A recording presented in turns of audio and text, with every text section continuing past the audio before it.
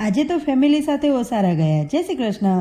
આજે તો જીમ નહોતું જવાનું એટલે મેં નાસ્તામાં 2 ઓરેન્જ ખાઈ લીધા અને બહુ દિવસથી આદિત્ય સેવ બનાવવાનું કહેતા હતા એટલે ફાઇનલી આજે ઘરે હતી એટલે મેં સેવો બનાવી જ દીધી. થોડી નાઇનોલ સેવ બનાવી અને થોડી મસાલાવાળી જાડી સેવ બનાવી લીધી.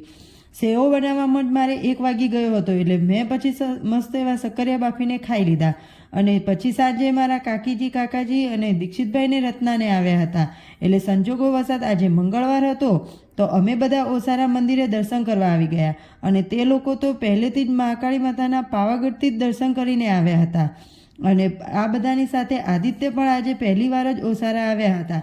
બધાએ મસ્ત ફોટા પડાવ્યા અને ખૂબ મજા કરી.